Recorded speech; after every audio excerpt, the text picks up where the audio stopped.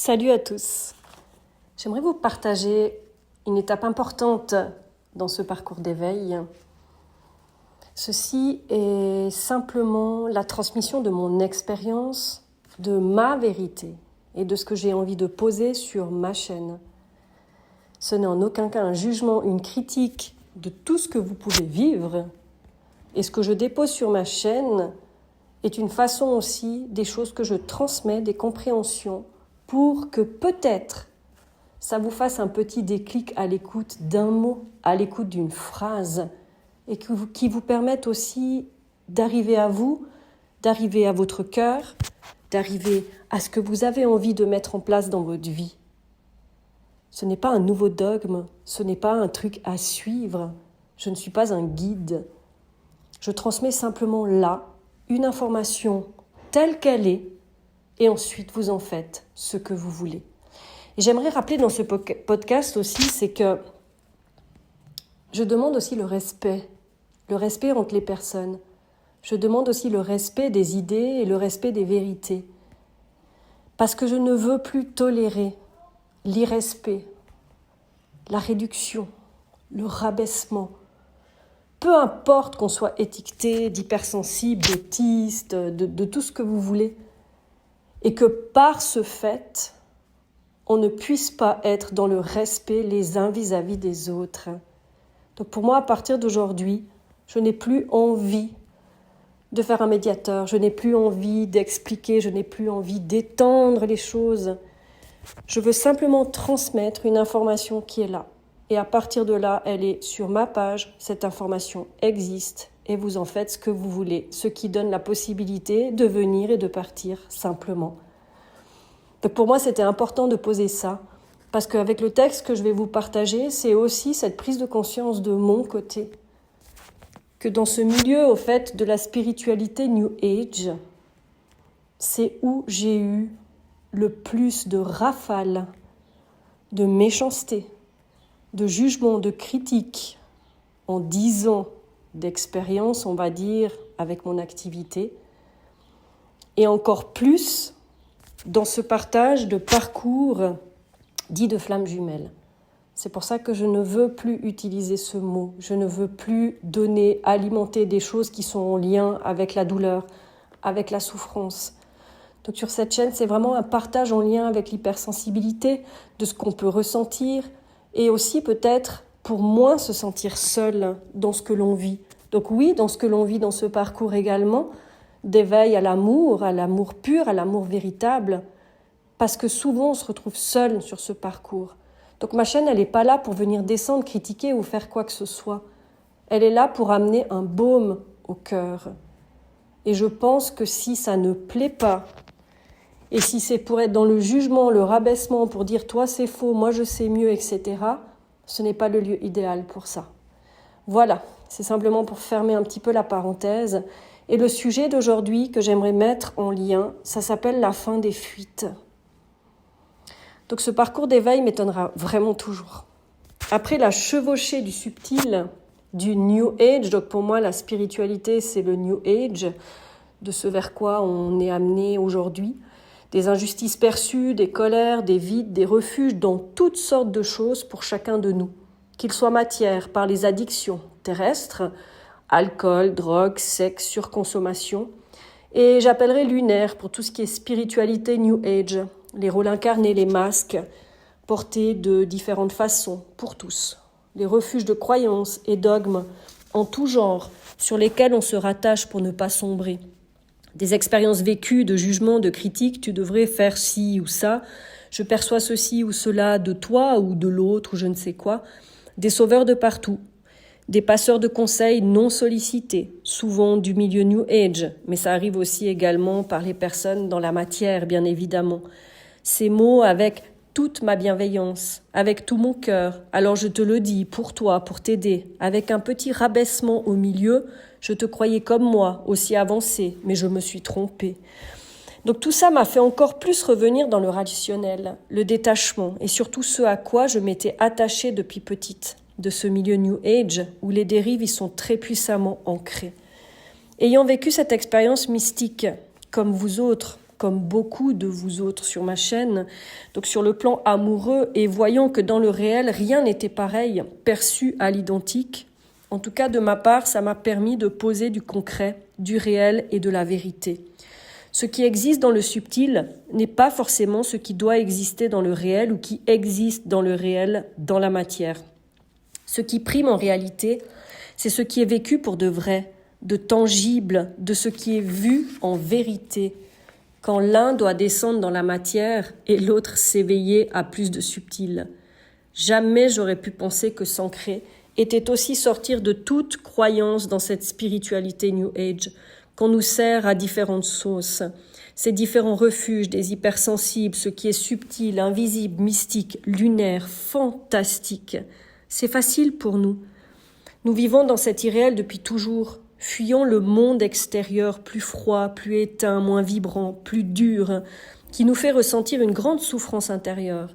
Cette froideur, cette distanciation, cette connexion à l'amour pur, vrai, profond, cette fuite des conflits, des tensions, des non-dits, des mensonges, car trop inconfortable dans notre chair et dans nos tripes.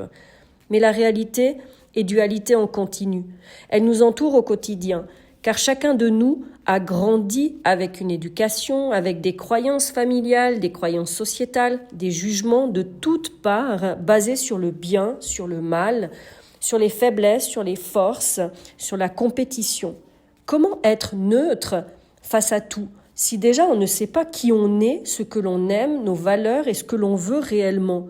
Nous sommes nous seuls déjà pour nous-mêmes. Ces rejets quotidiens sont là pour revenir à soi, pour se regarder, définir sa base et la mettre en place. La fuite, entre guillemets, des moldus ou des personnes très terre-à-terre sont dans la non-connexion aux émotions, aux ressentis, en rationalisant absolument tout et rejetant ce que le cœur murmure. Tous fuyons les conflits et cherchons des choses qui nous fassent vibrer, vivre détachés différemment. La non-existence à ce qui est, d'une vision à une autre vision. La non-existence à ce qui est, d'une vision à une autre vision. C'est ce qu'on ressent, n'existe pas pour certains, et ce qu'on vit dans la situation n'existe pas pour d'autres. La réalité existe, c'est un fait.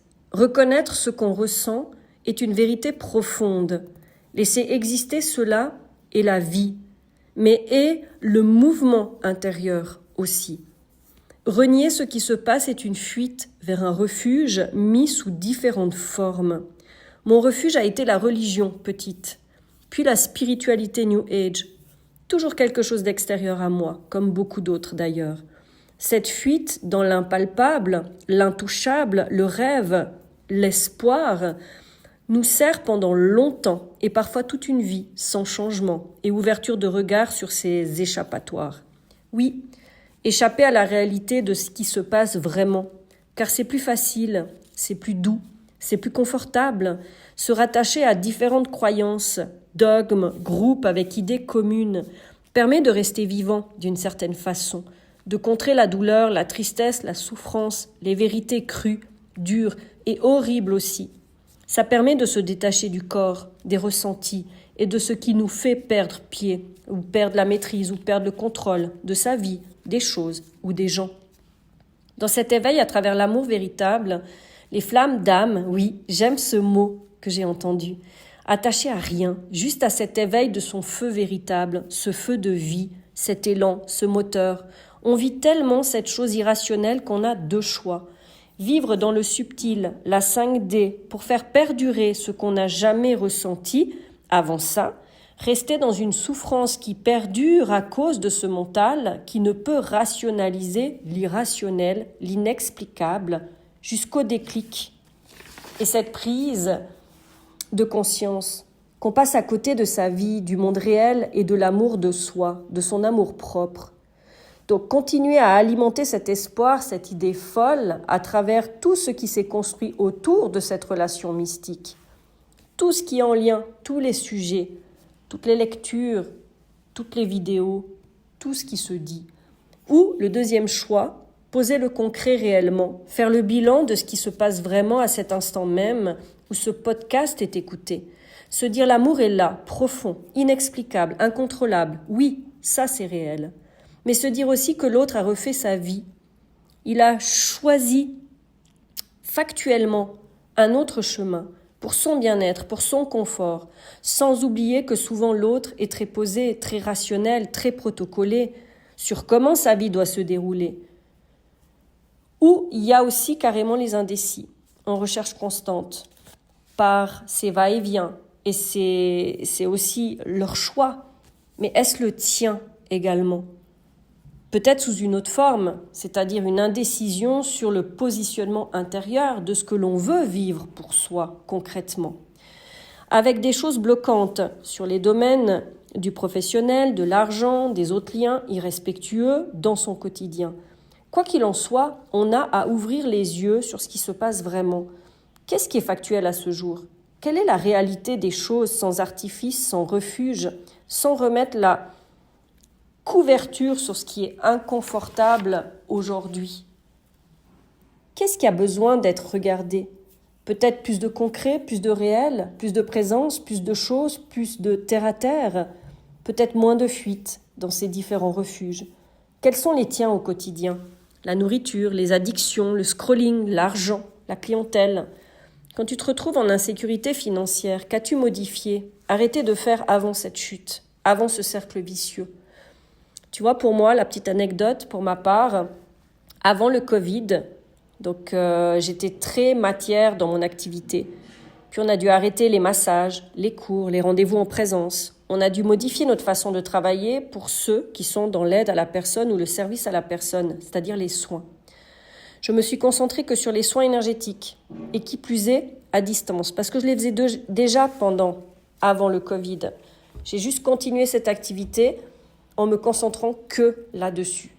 Donc j'étais plus dans le subtil, plus dans l'invisible après le Covid.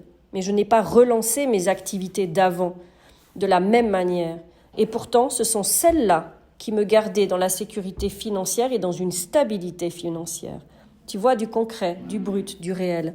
Là est mon changement concret à mettre en place, pour ma part. Après, à toi de voir dans quel domaine il y a quelque chose qui a changé. À quel moment tu as perdu la matière, à quel moment tu es sorti de ce concret et de cette réalité. Donc tu vois, c'est replacer de la réalité au centre de sa vie. Sur ce parcours, on y apprend aussi à remettre du réel dans tout, sortir des illusions, de nos fuites, des yeux que l'on ferme sur certaines choses concrètes de la vie réelle, tout comme l'amour ou la relation amoureuse, remettre de la vérité, de la réalité sur ce qui se passe vraiment, sur ce qu'on voit à l'extérieur, sur ce qui nous est montré concrètement. L'état actuel des choses, c'est faire face à la vérité, à ce qui nous est dit, et non à ce qu'on entend et ce qui se vit en 5D. La réalité des choses est dans la matière, la 3D, et rien d'autre n'existe à part cela. Le reste n'est que ce qu'on se raconte ou qu'on nous raconte. Pour revenir à la spiritualité New Age, elle est l'échappatoire, la plus grande fuite confortable, merveilleuse, l'endroit de tous les rêves, les espoirs et les illusions qui nous gardent en vie. La vie est dans cette vie. La matière, le concret, la vérité parfois si dure, si injuste, oui, mais elle est réalité. Le sport et d'autres activités à l'extrême sont aussi cette forme de fuite de ce qui nous touche, nous blesse, nous agace, nous met en colère, nous laisse dans l'impuissance et l'incompréhension. Le juste milieu de tout cela est le point de rendez-vous avec notre corps, ce qu'on ressent, ce qu'on vit et ce qu'on en fait. Je ne dis pas que c'est facile, non. Je ne dis pas que laisser cet amour et de vivre sans cet autre est simple. Alors non, ça a été déchirant. Ça a été une grande mort profonde, lente et douloureuse, jusque dans la chair. Mais vivre dans l'illusion, la fuite, les refuges et une souffrance qui continue sans présence, puisque la conscience est ailleurs, partout à la fois, sauf dans le corps, sauf dans le ici et maintenant. Et ça s'appelle le deuil, qui peut prendre le temps qu'il faut. Ensuite, c'est revivre différemment, avec une vie qui réveille, rend vibrant, vivant, en s'écoutant vraiment. Ouvrir les yeux sur les différents leurres de sa vie prend du temps. surtout lorsqu'on a vécu toute sa vie avec des croyances qui nous ont portés pour survivre à des traumas, à des dénis, à des dissociations, mais pour donner un peu de vivant, un peu de sens à la vie. Tu sais, comme une béquille de vie, jusqu'au grand déclic. Se rendre compte que la béquille était devenue jambe et qu'on a fini par l'oublier. C'est toute une déconstruction, non plus à coup de je dois travailler, je dois régler des choses sur moi ou régler mes blessures, non. Là, c'est plutôt réapprendre à vivre, en vivant pleinement, un peu comme les débutants sur tous les domaines de vie, y compris l'amour, le couple, les relations, le quotidien, avec seule référence son corps, ses ressentis et le « est-ce que ça me convient, ceci ou cela ?» réajuster au fur et à mesure et faire de son mieux au quotidien et garder dans son cœur l'image de cet amour qui a permis de se retrouver soi, sortir des illusions multiples, ses propres dénis, mensonges à arranger et avancer de la manière qu'on a envie de voir évoluer sa vie, mais cette fois de façon plus concrète, plus réelle, détachée de tout ce qui te leurre, t'influence, à l'écoute de ton seul guide, ton cœur, te laisser porter, choisir pour sa vie et agir en conséquence. Spiritualité ancrée, incarnée.